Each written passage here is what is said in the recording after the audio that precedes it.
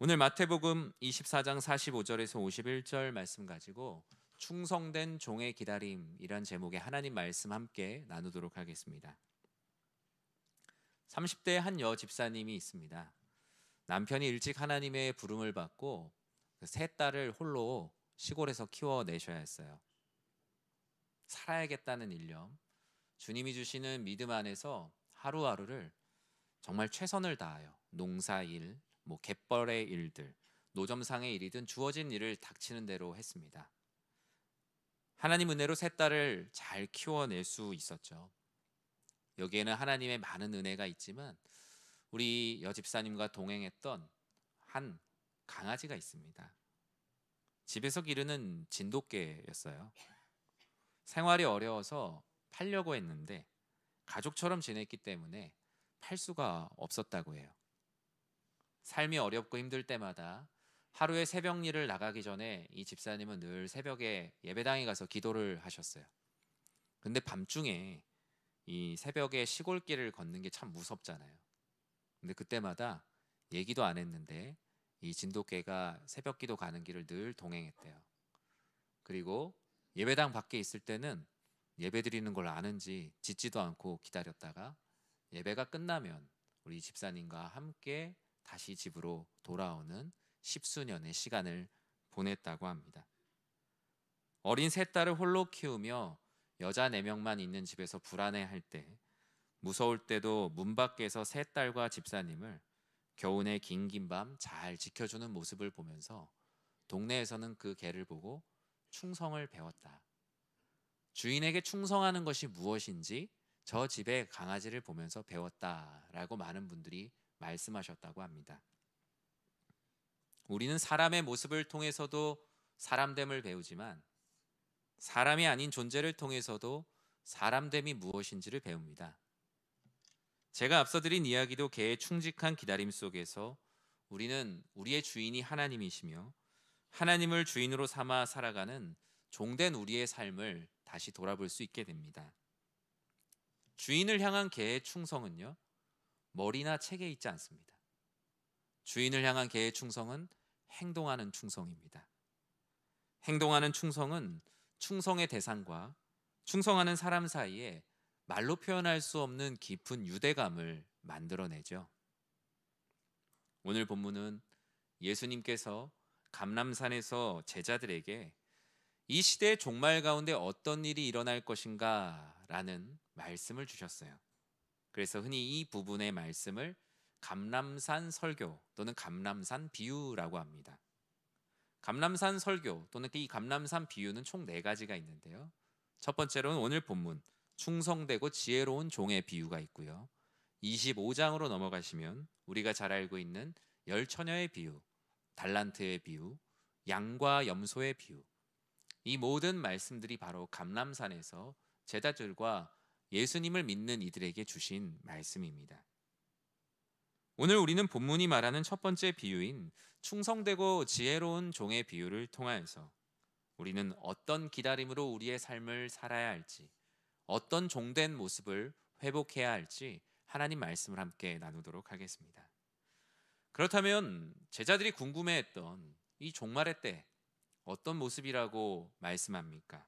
우리 37절에서 39절까지의 말씀을 합독하도록 하겠습니다.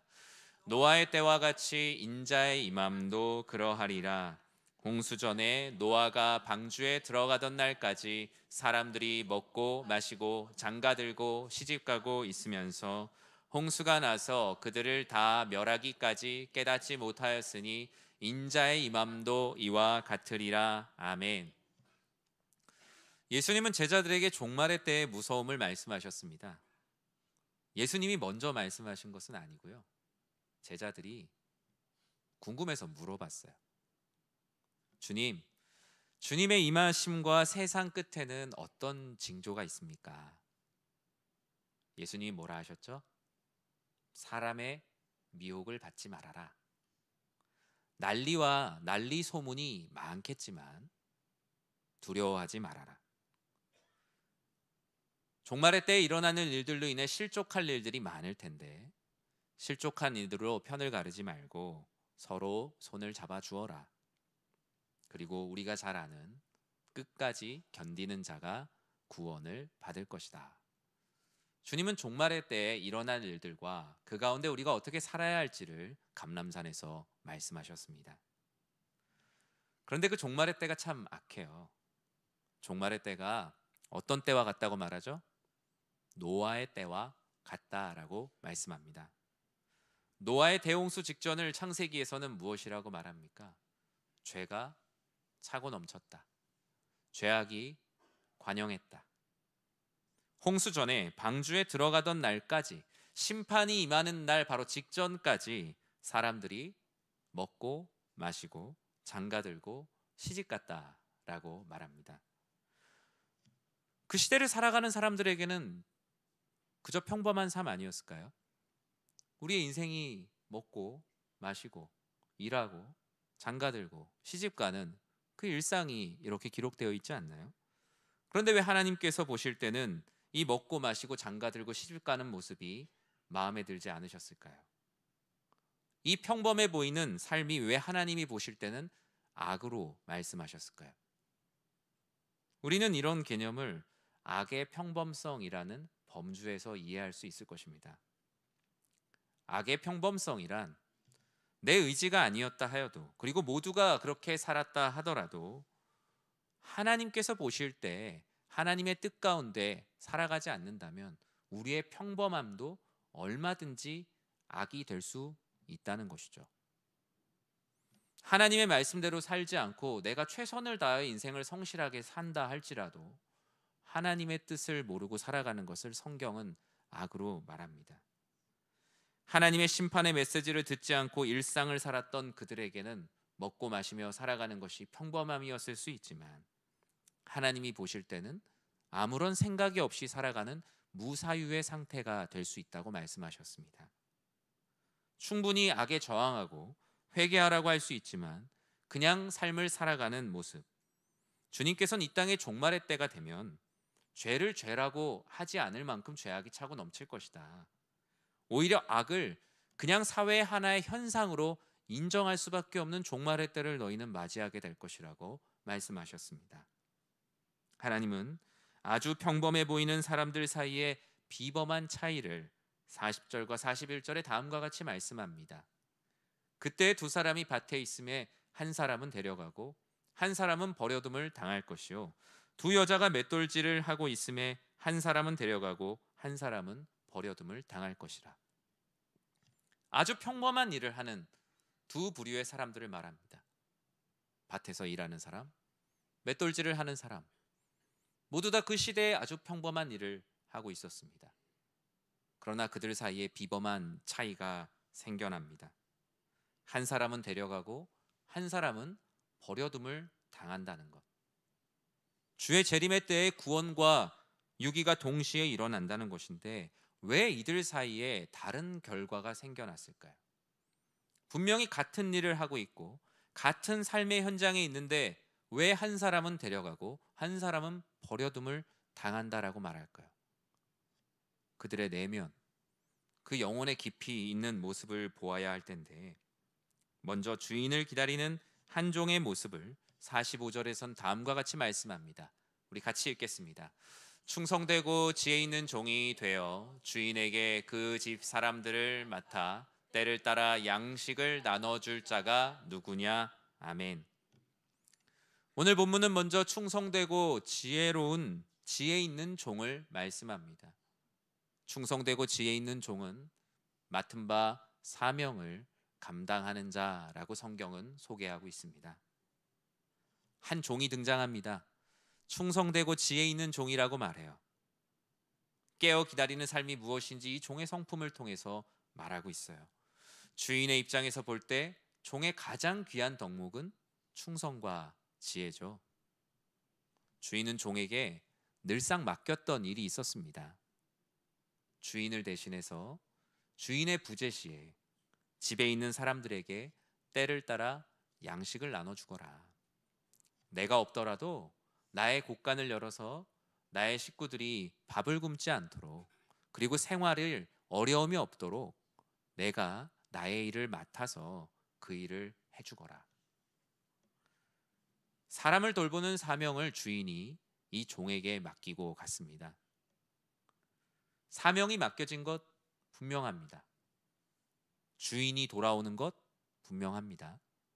그런데 불분명한 게 하나가 있죠. 주인이 언제 올지가 불분명해요.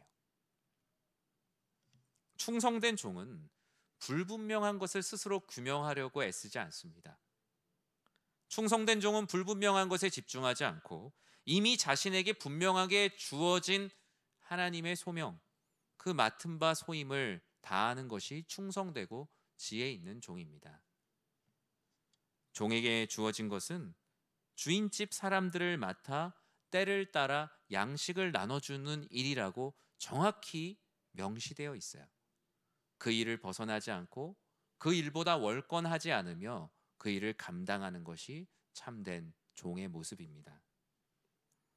우리가 주님의 재림의 때를 기다리는 것은 갑자기 비범한 삶을 만들어내는 것은 아닙니다.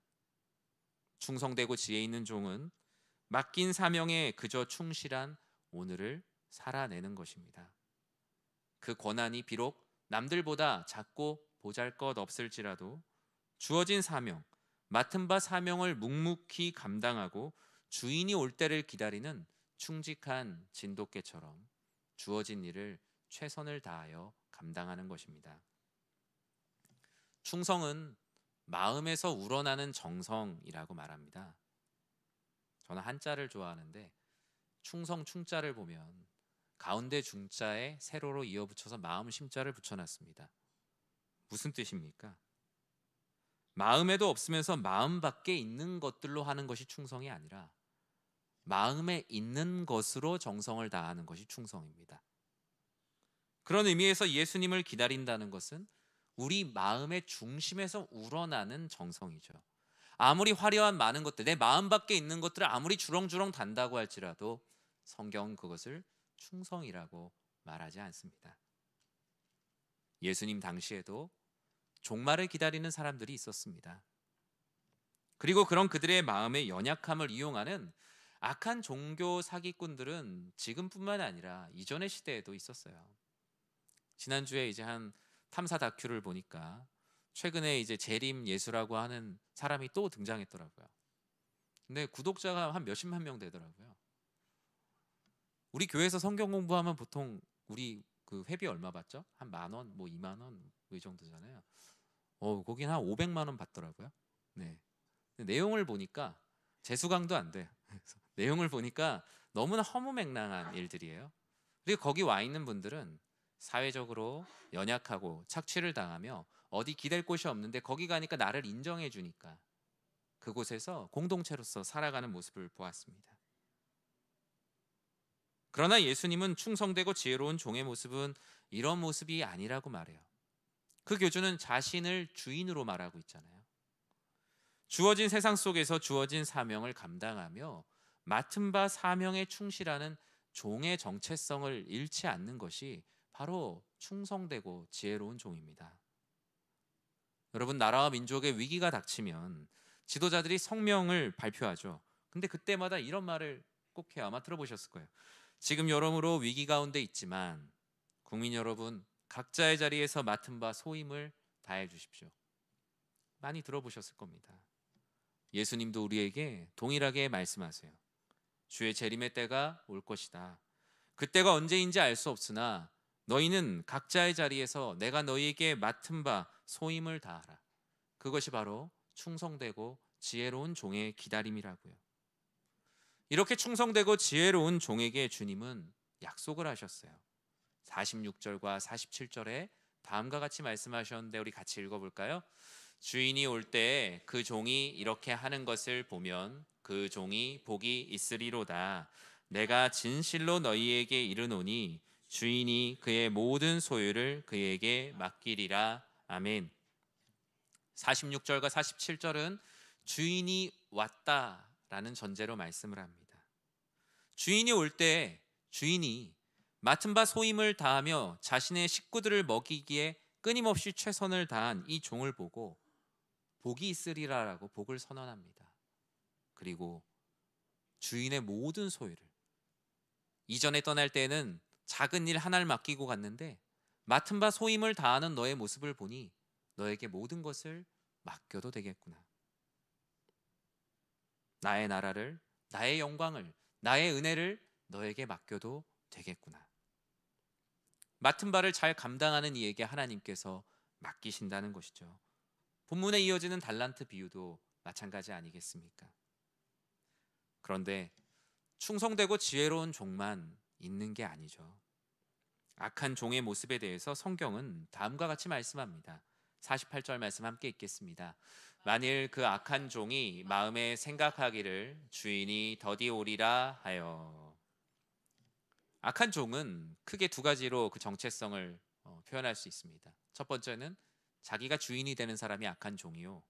그리고 자신이 주인도 아니면서 주인의 때를 스스로 정하는 주인의 권한에 월권을 하는 경우가 바로 악한 종의 모습이다 라고 할 수 있습니다. 본문은 충성되고 지혜로운 종, 악한 종이라는 각각의 개체를 설명하는 것 같지만 우리 인간의 내면 안에 있는 우리의 종된 모습의 두 가지 성품을 묘사하기도 합니다. 우리 자신이 어떨 때는 내가 하나님 앞에 이렇게 악해졌나 라고 생각할 만큼 내 마음이 강팍해져 있을 때가 있습니다. 또 반대로 내가 생각한 것보다 요즘 왜 이렇게 신앙적으로 좋아졌지? 스스로를 이렇게 참 감사할 때가 있어요. 내 능력은 이거밖에 안 되는데 하나님께서 나를 그렇게 인도하시는구나 라는 생각이 들 때도 있죠. 우리의 내면에는 착하고 충성된 종과 악한 종의 끊임없는 대립이 있습니다. 악한 종의 첫 번째 모습은 무엇입니까? 주인의 말씀을 따르지 않고 자기 마음에 생각한 대로 했다는 것이죠. 악한 종은 생각합니다. 주인이 더디 올 것이다. 누구의 생각입니까? 악한 종, 자기 생각이에요. 이미 주인은 이야기를 하고 갔습니다. 더디 올 것이라는 기별도 없었습니다. 자기 스스로 때를 정하는 모습은 제가 앞서 말한 이단 사이비 교주들의 모습과 너무나 닮았습니다. 악한 종이란 누구입니까? 주인의 생각대로, 주인의 말씀대로 살지 않고 자기 생각대로, 자기가 말하는 대로 살아가는 사람들이 바로 악한 종이에요. 악한 종은 심지어 모든 때와 시기를 내가 스스로 정할 수 있다라고 하니 더 이상 종의 정체성을 그에게서 찾아볼 수가 없죠. 전도서 8장 11절에 다음과 같이 말씀합니다. 악한 일에 관한 징벌이 속히 실행되지 아니하므로 인생들이 악을 행하는 데에 마음이 담대하도다. 이 말씀을 쉽게 말하면 이런 거죠. 악인들이 왜 이렇게 악을 행하지? 그 이유가 무엇입니까? 바로 벌받지 않으니까 이제 간이 배 밖으로 나왔구나. 악을 행하는데 오히려 두려워하기보다 담대해졌구나 라고 말합니다. 악한 종은 점점 더 담대해집니다. 왜 그렇죠? 악을 행해도 바로 벌을 안 받아요. 악을 행할 때마다 바로 벼락이 치면 아마 악을 행하는 사람들이 적겠죠. 하지만 악을 행해도 바로 벌을 받지 않으니 그 악의 집행이 유예되고 있다는 것에 대해서 둔감해집니다. 감당할 수 없는 크기로 나의 악에 대한 집행이 유예되고 있음에 대해서 민감함이 사라지게 되니까 담대해져요. 악을 행할 뿐만 아니라 마음이 담대해집니다. 왜요? 자기가 어느 순간 주인이라고 생각하기 때문입니다. 여러분, 가정의 주인이 누굽니까? 예전에는 아버지가 주인이었던 때가 있죠. 그리고 우리 교회 안에서는 교적부에 신앙세대주라는 표현을 써요. 신앙세대주. 그래서 어떤 집은 보면 어머니가 신앙세대주고 어떤 집은 보면 아버지가 신앙세대주예요. 인간의 법으로는 가족 구성원 모두가 주인이죠. 하나님의 법으로는 가정을 주신 하나님이 가정의 주인이시죠. 그래서 우리가 항상 가정의 주인이신 하나님께 그 화목을 또 가정의 진로를 위해 기도하잖아요. 그러면 이 나라와 민족의 주인은 누굽니까? 우리 헌법상 어떻게 돼 있죠? 대한민국의 주인의 권세가 국민에게 있죠. 근데 헌법과 비교할 수 없는 하나님의 말씀으로 보았을 때 나라의 주인은 나라를 만드신 하나님이시죠. 가정도 국가도 모든 피조 세계의 주인이 하나님인데 종말의 때에 하나님의 뜻을 따르지 않는 악한 종이 자기 생각대로 주인이 더디올 거야. 내가 주인이야. 내 맘대로 할 거야. 라고 하면 이 주인이 맡겨놓은 집이 잘 돌아가겠습니까? 예수님께서 말씀하신 악한 종이 무엇을 하고 있다라고 성경이 말합니까? 우리 49절 말씀을 같이 한번 읽어볼게요. 함께 읽겠습니다. 동료들을 때리며 술 친구들과 더불어 먹고 마시게 되면. 참 안타깝죠. 심각합니다. 누구나 머릿속에서 죄를 지을 수 있지만 예수님은 마음에서 지은 죄도 죄라고 하지만 그래도 그게 실제로 행동으로 옮겨지는 것과의 차이는 있죠. 애들이 막 말 안 들으면 어때요? 아, 저 한 대 주워 박아야 되는데 그런 생각 하잖아요. 아이들을 키우다가. 근데 그걸 실제로 쥐어 박으려고 망치를 드는 거는 전혀 다른 이야기입니다. 그런데 오늘 본문에 이 악한 종은요, 동료들을 때렸다라고 말합니다. 자기 자리를 지키기 위해서 동료들을 때렸다. 같은 종이어서 동병상련으로 지금 이 집안의 식구들을 먹여 살려야 될 주인이 맡긴 각자의 일들이 있다고요. 그런데 내가 이 집의 주인이 되려고 동병상련을 느끼고 더 잘해줘야 될 동료들을 때렸다. 그리고 자신이 이 집의 주인이 아니면서 집에 어울리지 않는, 주인이 있었으면 부르지 않을 불량한 술 친구들을 불러서 주인의 자리에서 앉아서 먹고 마시고, 누가복음에서 뭐라고 말합니까? 주인의 상에서 먹고 마시고 주인의 권력에 취했다. 악한 종의 모습은요, 멀리 있지 않습니다. 우리는 말씀을 읽을 때 선한 것은 나, 악한 것은 타자로 인식을 하며 말씀을 잘 읽지만 우리 안에 이런 모습이 왜 없겠습니까? 악한 종은 먼저 하나님이 주인이라는 것을 잊어버렸어요. 그리고 주인이 곧 올 것이라는 기다림을 잊어버리고 자기 마음대로 그때를 정하였어요. 그러니까 악을 행하면 행할수록 담대해지는 거예요. 악도 내가 주인이기 때문에 행할 수 있다라고 생각하니 더 담대해지는 거예요. 여러분, 교회 헌법상 질문 하나 할까요? 교회 헌법상 교인의 대표가 누굽니까? 교인의 대표.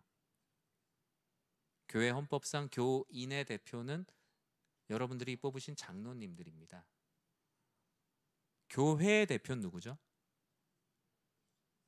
교회의 대표는 저라기보다는 교회 위임 목사, 담임 목사가 교회의 대표입니다. 그러나 장로님이나 저나 교회와 교인의 주인은 아닙니다. 하나님께서 대표성을 교회 헌법을 통해서 부여하신 것이죠. 대표성을 띠는 것과 주인의 권세를 갖는 것은 다른 이야기입니다. 만약에 대표성을 띈 사람이 그 대표성에 어울리지 않는 행동을 제가 만약에 한다면 저는 여러분들에게 교회의 목사로서 더 이상 서 있을 수가 없는 것이죠.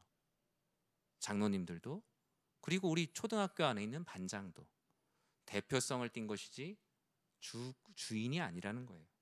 근데 오늘 이 종은 자신을 주인으로 생각했다는 거예요. 얼마든지 자신에게 주어진 맡은 바 일들이 있고 잘할 수 있었는데 그의 마음 가운데 자꾸 하나님이 주인이라는 것을 잊어버리고, 그리고 그 주인의 때를 내가 정할 수 있다고 생각하니 자신도 모르는 사이에 점점 주인으로 물들어져 가버린 것입니다. 이 악한 종에 대해서 하나님은 생각하지 않은 날 알지 못하는 시각에 그 종의 주인이 이르러 엄히 때리고 외식하는 자가 받는 벌에 처하리니 거기서 슬피 울며 이를 갈게 될 것이라고 하니, 우리 안에 있는 악한 종과 같은 성품들을 우리가 끊임없이 내어 쫓아야겠죠. 말씀을 맺습니다. 이 성탄을 기다리며 우리들에게 주님은 말씀하십니다.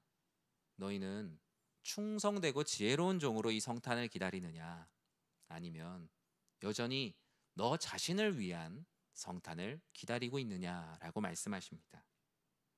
주의 재림의 때를 기다리는 우리들에게도 동일하게 말씀하십니다. 주인이 다시 오심을 기다리며 깨어 겸손하게 기다리고 있느냐? 아니면 여전히 그때를 내가 정하며 동료들을 때리며 술 친구들과 더불어 먹고 마시며 주인의 권세에 취해 있느냐? 사랑하는 성도 여러분, 우리는 충성되고 지혜로운 종의 기다림으로 나아가야 함을 믿습니다. 만약 나의 신앙과 삶이 주인의 자리에 앉아 있는 것들이 있다면 우리는 그 자리에서 속히 내려와야 할 것입니다. 내가 만약에 주인이신 하나님이 기뻐하시는 친구들을 불러다가 내 인생에 버려놓고 하나님께서 원하시지 않는 모임들을 내가 하고 있다면 우리는 그 자리에서 속히 벗어나야 할 것입니다. 그리고 이러한 종말의 혼돈 속에서 연약한 믿음 가운데 방황하고 있는 지체들의 손을 잡고 기름을 채워 기다리는 슬기로운 여인들처럼 주어진 달란트를 가지고 잘 살아내는 착하고 충성된 종들과 같이 서로 연대해야 할 것입니다.